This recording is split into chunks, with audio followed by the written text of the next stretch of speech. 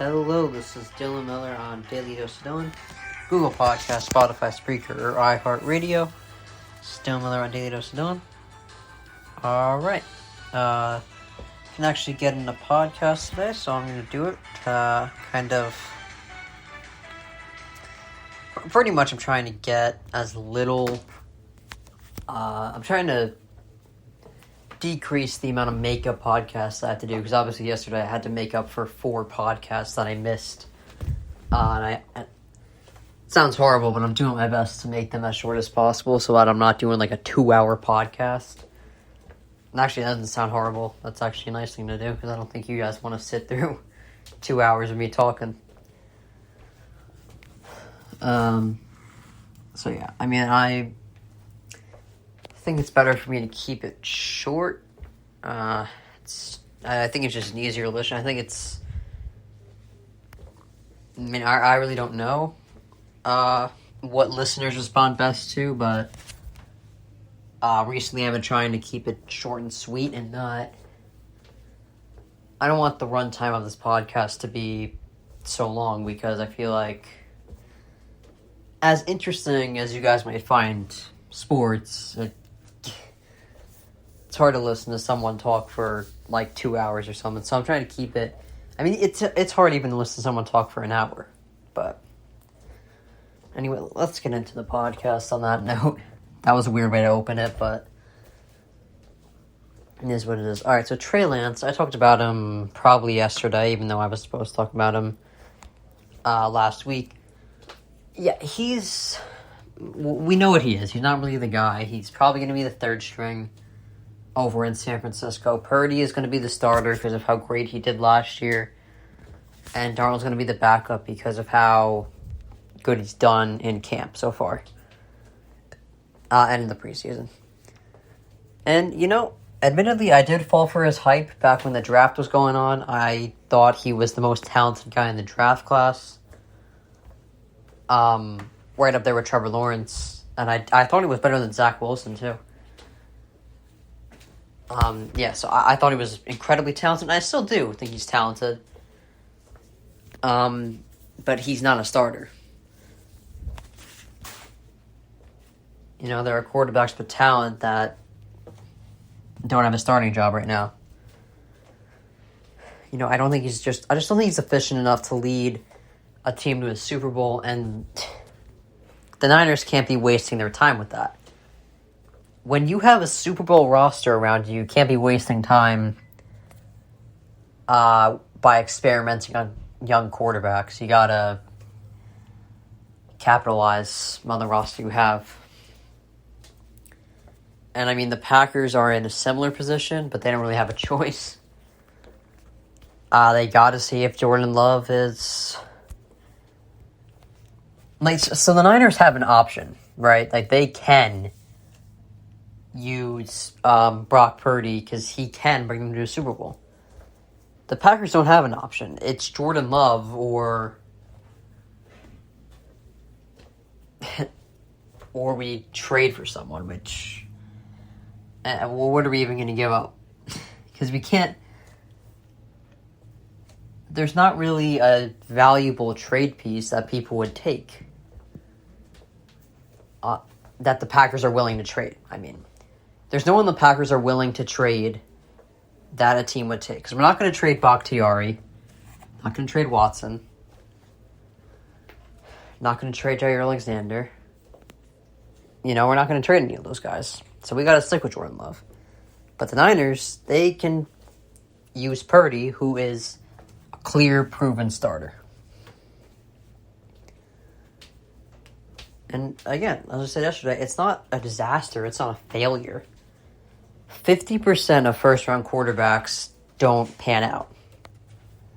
And like I said, there's like 6 franchise quarterbacks in the league. Speaking of franchise quarterbacks, one I forgot to name yesterday, I can't believe I did this, Russell Wilson.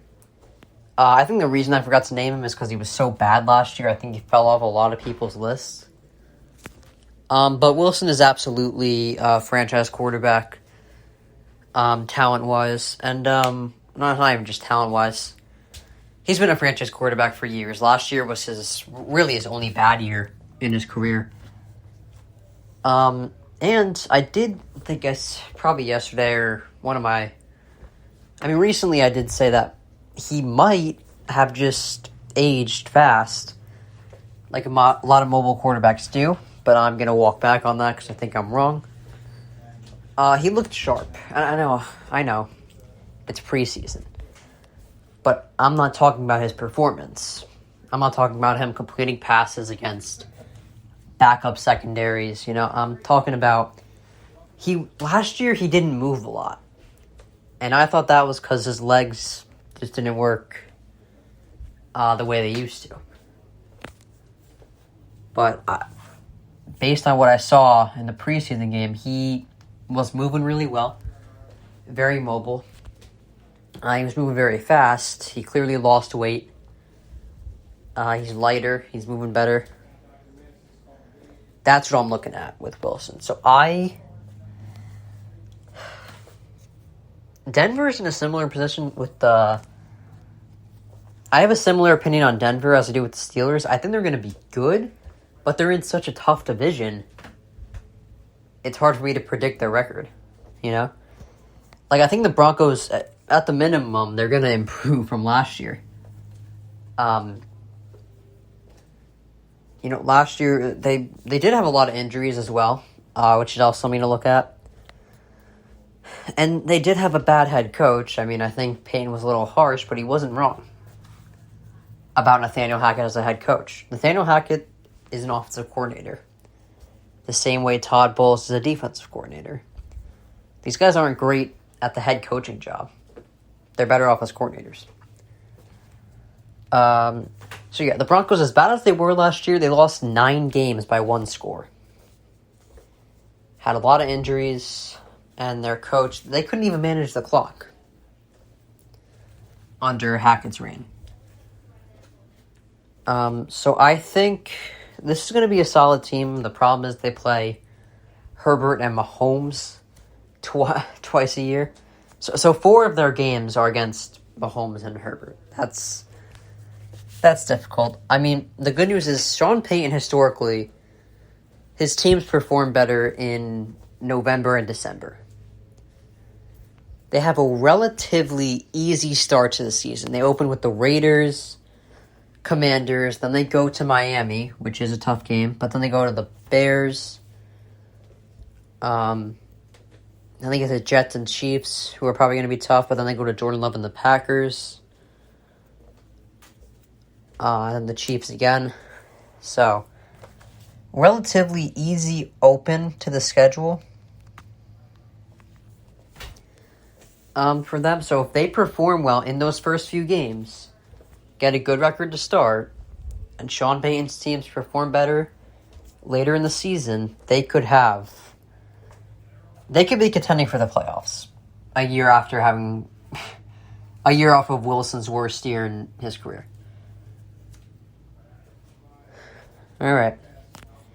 I know it's obnoxious. I talk about Jordan Love a lot, but so do a lot of analysts. I think what people might be annoyed about with me talking about is I'm a Packers fan. So it's hard for me not to be biased on this podcast. I think I do a good job personally, I think I do a good job of being objective, but I think if I were biased, I would have talked myself into the Packers having a winning record, but I didn't. I think the Packers are a 7-10, 8-9 team this year. The good news for Jordan Love, as uncertain as I am about him, as I've said in weeks past, Jordan Love has Christian Watson, a very promising young receiver. Romeo Doubs, also a promising young receiver, not as much as Watson, but he's just as effective. He has Aaron Jones and A.J. Dillon, one of the best running back duos in the league, probably second best behind Cook and Breece Hall. So I think he's going to have the opposite year of Rodgers last year. So Rodgers actually had a bit of a down year last year. I never thought I'd say that. But yeah, Rodgers was a little clunky in the first half of the season and picked it up at the end. I think Jordan Love is the opposite. I think he gets out really fast and then kind of tapers off at the end of the season because they open with the Bears, Falcons, and Saints. I like Derek Carr. The Saints are not a good team. The only reason I have them winning the division is because there's no one else in that division. Like, who else is there? The Buccaneers? No, thank you. Then they play the Lions, which is tough, but then they go to the Raiders. Then they get the Broncos, Vikings, Rams, who look horrible right now. I think Week 10 is when it starts to taper off for Jordan Love. Because he has some tough defense. Week 10 he's got the Steelers, then the Chargers, then the Lions, then the Chiefs, the Giants, and then the Buccaneers and Panthers, which isn't that bad. And closes with the Vikings and Bears. So that weeks 10 through 14 is going to be tough. The Giants are a tough defense. The Chiefs are the Chiefs. The Lions, well, they don't have the best defense, but they're going to be a tough team to beat. Then you got the Chargers and Steelers. So week 10 and on is probably going to be... We're probably going to see regression in Love's performance as compared to the first half of the season. But I don't think he's going to be much worse than Rodgers or Favre was. Rodgers and Favre did not win a lot in their first seasons, and neither is Jordan Love. And Aaron Rodgers inherited a team that made the playoffs the year before. Alright, let's not act like Rodgers didn't have anyone when he started. He inherited a team that was well structured. And Jordan Love is doing the same thing, even though they didn't make the playoffs last year. The Packers have a solid roster. Honestly, their only question is their defense. They have a great O-line, which does a great job of protecting Jordan Love. They did a great job of protecting Rodgers all those years. We have a promising receiving core. Great backfield. The defense is a little questionable. That's where we're in question. And I like Matt LaFleur. I think he's a solid coach. I do. So Jordan Love does have certain advantages. And I think he will show promise. And, I don't know. It's all things we have to... Again, I'm not certain. I can't predict what's going to happen. But that's my opinion on that. Yeah. After what happened with Geno Smith last year, we can't be certain on any quarterbacks. So, like, Trey Lance, he didn't start off too well. But, if Geno Smith taught us anything, it's that quarterbacks, if they sit their whole career as a backup, they can pick up a few things. So, I think Brock Purdy's just perfect for the Niners.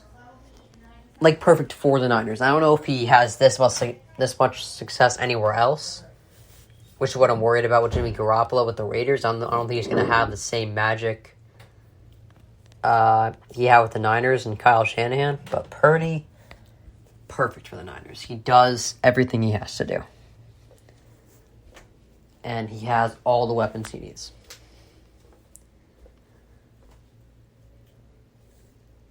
Alright. So, Dalvin Cook was asked why he joined the Jets. I think he was joking, but I'm not sure. He said he couldn't be on the other side of Rodgers anymore. The Jets, the Dalvin Cook signing, again, I think it gives them one extra win from what I predicted. I put them from 10-7, now they're an 11-6 team with Dalvin Cook now. Although they are looking promising. My only problem is the O-line. But I think a few days ago in practice, Becton he actually played very well. He didn't allow a pressure or a hit on the quarterback. That's pretty solid. And Becton was one of my question marks. You know, the only O-lineman on the Jets that isn't a question mark is Elijah Vera Tucker. He's solid. Dwayne Brown is good, but he's old. He's, 37, 38? That's old in the NFL. Especially for an O-lineman. But if Becton's playing well, the Jets do have a serious shot. But I think until this O-line is well developed, they're not a Super Bowl contender. I think they can win a playoff game. That's what I think for the Jets. Because, I mean, I do think they win.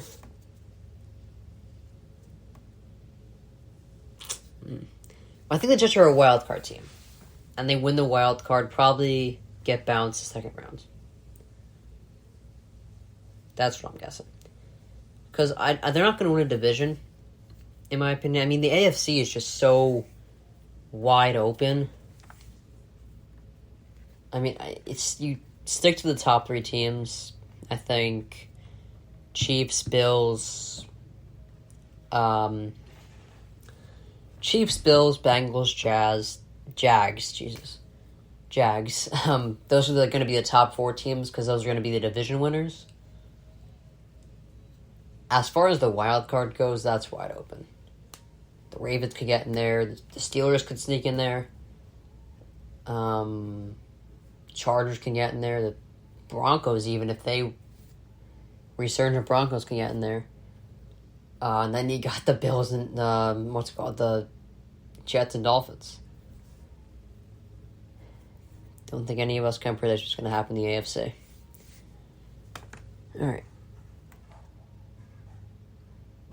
So I said yesterday, if Belichick was just the GM and not the coach, I think fans would be demanding he get fired.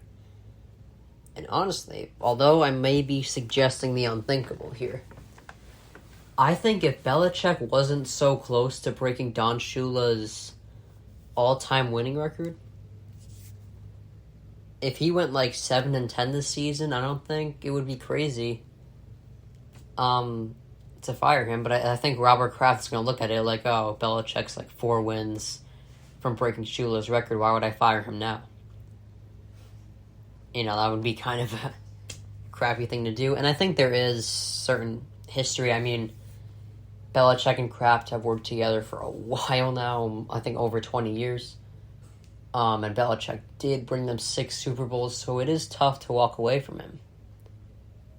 But I think there's a certain point. I mean, they're 25-25 since Tom Brady left. They're an average team. Belichick is in his 70s now. How long are they going to stick with it? You know? I'm not sure. It's up to Robert Kraft. I don't think he's going to fire Belichick for a while. I mean, my guess would be he's going to wait, and this is the reasonable thing to do. He'll wait until Belichick wants to retire. Because just like Brady, he can't be in the NFL forever.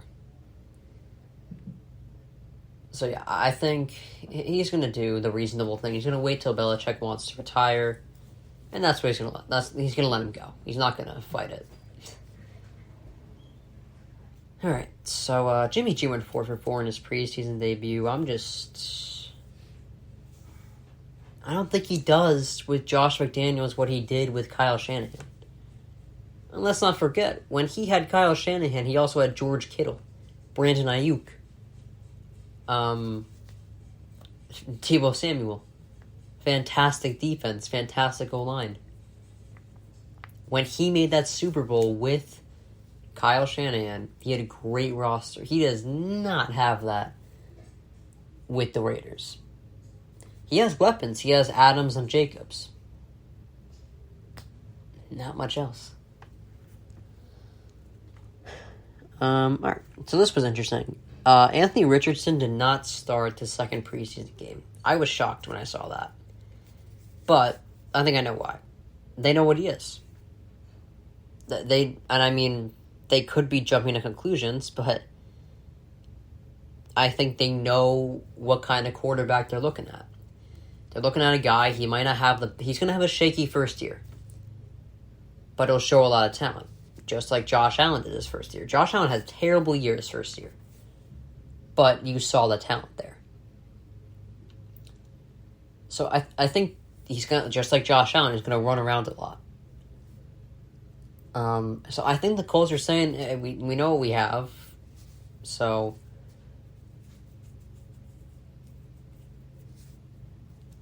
and the preseason is really just to figure out what the preseason is for backups and to figure out what you have in your younger, recently drafted players. I think they know who Anthony Richardson is and what they're dealing with him. All right, so we're going to do a quick Where Did I Go Wrong segment. Then we have 4 more segments, and we'll call it a day. So, where did I go wrong? Well, Wilson is actually looking good after I said he might be washed. Well, good news, Broncos fans. Wilson is not washed. However, the bad news is you're in a division with Mahomes, Herbert, and the reigning Super Bowl champions. So, and it's going to be tough, but I believe I was wrong on Russell Wilson. All right. Also, I thought the Rams would be like I thought they would at least be better than last year. Like maybe, I'm not saying they're going to make the playoffs, but maybe 7-10. For the Rams. Maybe third in the division. But they just look awful. I'm not seeing any signs of improvement here. With the Rams, and I mean, I feel bad for McVay because I think he's a great coach, but I don't know what's going on with them. All right, and finally, I'm going to give Daniel Jones some credit. I am a big Daniel Jones critic. I will own up to that.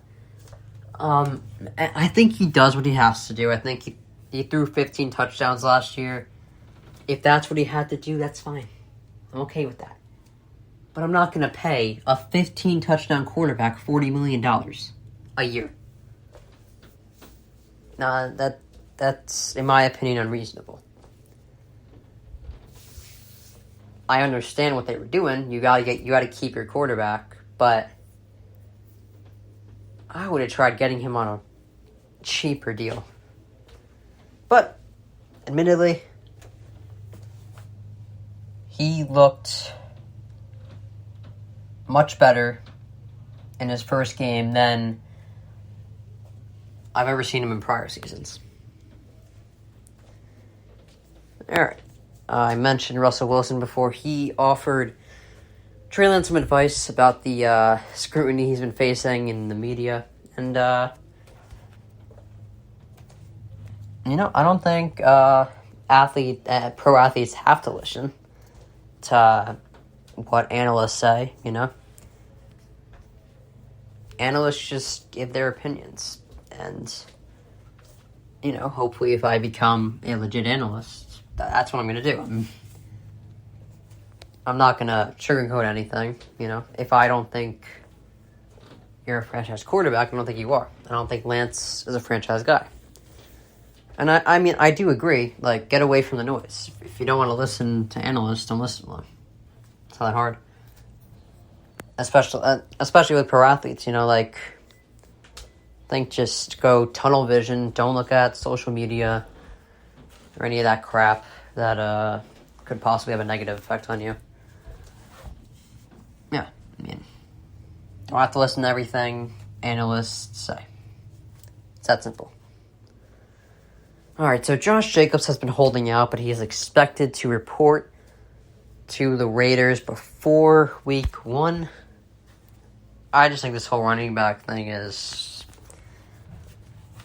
I get that they don't that they're not... I know some running backs in some of their cases, they are more valuable to the offense than the quarterback is. Like, for example, Saquon Barkley is more valuable to the offense than Daniel Jones is. So I understand why he's looking for more money, but the quarterback is more important to have than the running back. As I've said many times before, I'll say it again. To win a Super Bowl, you have to have a great coach, great quarterback, great O-line, and a solid defense. You know? The main components are the great coach and great quarterback. That's the first step in building a great Super Bowl team. The running back, the last few Super Bowls, it's not... the last few champions do not have a great running back. So naturally, the payment for running back salary is going to decrease if they're not that valuable to a Super Bowl team. But yeah, Jacobs being with the Raiders, it'll help them. I don't think they're going to do... I think they're a last place team, unfortunately. Because I think they're the only team in the AFC West that hasn't improved. I mean, Chiefs, they're still the Chiefs. The Chargers I think are going to improve this year. The Broncos are definitely going to improve now that they have a better coach. And Wilson does seem to be back to his form. So unfortunately for the Raiders, as great as Jacobs is, as great as Adams is, they're the only team that I think, in the AFC West, they're the only team that I think regressed. I think Jimmy Garoppolo is a downgrade from Derek Carr. Speaking of downgrades, the Yankees have an 8-game losing streak for the first time in 28 years. It is actually depressing. It's very depressing. I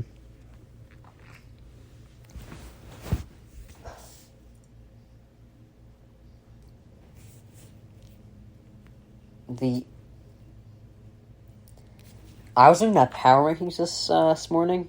This morning by the score. They have the Yankees at number 21. And I don't disagree. And I don't think I've ever seen the Yankees that low, as long as I've been a fan. And I've been spoiled with great teams for a while. The Packers, I've been a Packers fan since 2014. They've only missed the playoffs twice. And even when they missed the playoffs, they were still like 7-9. You know, they were 7-9 the one year with Brett Hundley. Then there was another year, I think they were 6-9-1. The following year when they missed it with Rodgers. And last year they were 8-9. So even when the Packers missed the playoffs, they didn't have like dumpster fire seasons. They were like right on the border of a winning season. And, you know, all 3 years they missed the playoffs, they were close. You know, I have never spent, as long as I've been a Packers fan, a full season without hope. You know? Yeah, even this year. I almost lost hope, and at the end of the season, they all, out of nowhere, 4-game win streak. They were right back in the mix. And as long as I've been a Yankee fan, they've been pretty solid all around. They haven't won a World Series since I've been a fan. They won in 2009, but I wasn't watching baseball then. But, yeah, this is by far the most depressing sports year for me. The best, you know it's depressing when the best team, out of the 3 favorite teams I have, the Cavs, the Packers, and the Yankees, the Cavs probably had the most successful year. They surprised me, honestly. And the Cavs are the least successful franchise that I favor. The Packers are arguably the richest franchise. They probably have the richest history of any NFL team. dates back to 1919, the Packers. I know the Steelers have 6 Super Bowls, but the Packers... The history of Green Bay is, in my opinion, richer than any other franchise in the NFL. And the Yankees, I don't even have to explain. The Yankees have 27 World Series. And then I root for the Cavs. So it's kind of crazy. I root for 2 of the most successful franchises in their respective sport. Then I root for Cleveland. But even Cleveland has won a championship since I've started watching sports. I got to watch them win that 2016 NBA Finals. That was amazing. And then they made 4 straight finals since I've watched them. 2015, 2016, 2017, 2018. All 4 years they made the finals. And then LeBron left, and I knew they were going to have a few rough years without LeBron. Especially after that 2018 playoff run, where LeBron was pretty much our entire team. I keep saying our like I own the team. But yeah, LeBron was pretty much the Cavs. They were the LeBrons. The Cleveland LeBrons. I have a lot more hope for the Packers this year than I did with the Cavs the following year. But yeah, I understand the Packers are going to take a step back. They're not going to contend for a Super Bowl for a while. Speaking of which, that leads me right in to my final segment. Who I believe are the Super Bowl contenders for this year. That was a beautiful lead-in. I just had to talk a lot about my favorite teams, and I led right into it. Okay.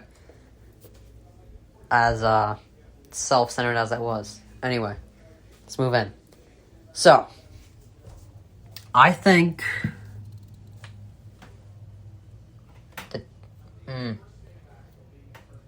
I think everyone knows I think there's 5 Super Bowl candidates. 5 teams that can contend for a Super Bowl legitimately this year. Bills, Eagles, Niners, Chiefs, and Bengals. That's 5. I believe the Chargers are also pretty close. And I don't think you should count them out. The Raiders are way out of it. The Broncos,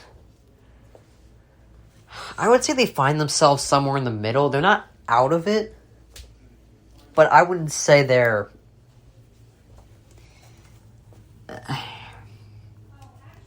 And the thing is, they'd have to win a Super Bowl, pretty quickly.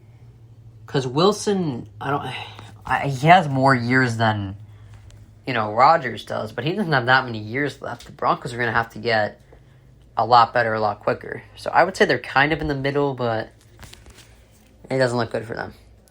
The Steelers are closer than they're given credit for. Kenny Pickett, the way they played at the end of last year looked very promising for them. Obviously, Mike Tomlin's an amazing coach, hasn't done a losing season yet. And George Pickens, great receiver, incredibly talented. And they always have a great defense because Tomlin's a great defensive coach. So the Steelers are closer than given credit for. The Browns are out, no doubt in my mind. Titans are regressing. The Texans have the worst odds to win the Super Bowl, and that's reasonable. The Jags, I think, are that team that's they'll win in maybe 3 to 5 years. They got promise.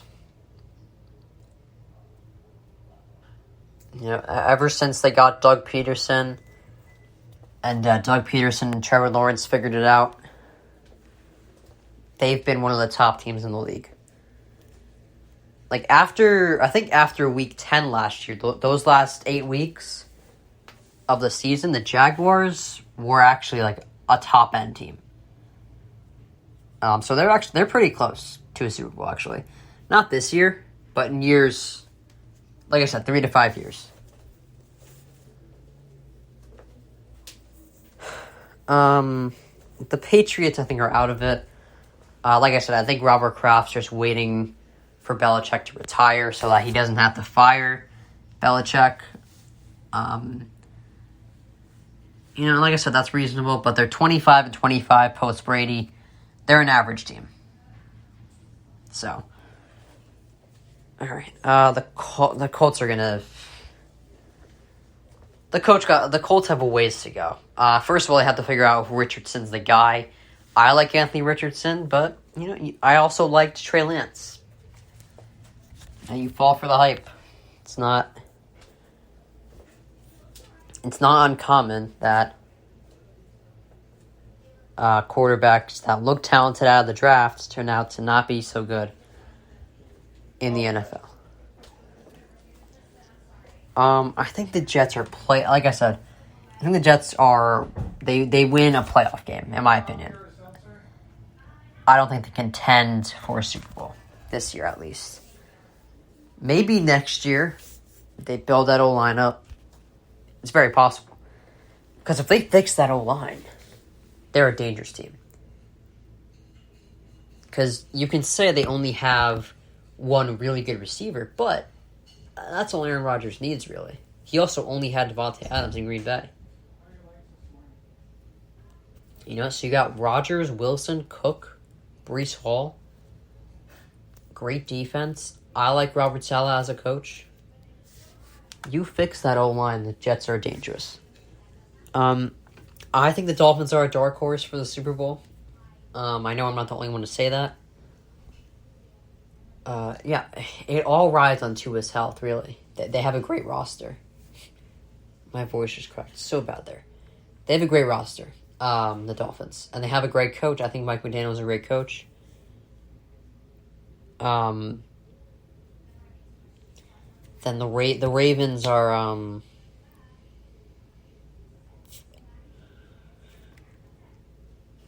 The Ravens are there. I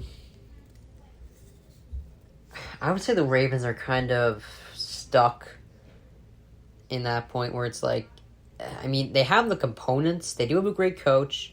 I think Lamar Jackson's a great quarterback. They got him some weapons now. Have a pretty good defense. They have the components to win a Super Bowl. The problem is they're competing with the Chiefs, Bengals, Bills. The Dolphins are in their conference as well. Same as the Jets. It's tough for the Ravens. They have the components too, but I'm not sure if they can. All right. So, that is it for today. I'll see you when I see you, pretty much. Hopefully tomorrow, if I can fit it in. But we'll see. My work schedule has been growing the past few weeks. They pretty much put me on 5 days a week. 5 days a week the last few weeks has been my schedule. So I'll see if I can fit it in. But I unfortunately can't make any promises. What I will promise is if I don't fit it in, I will make up for it over the weekend. Alright. This is Dylan Miller on Daily Dose Stone. Google Podcast, Spotify, Spreaker, or iHeartRadio. Still Miller on Daily Dose Stone. Have a good day. I'll see you tomorrow.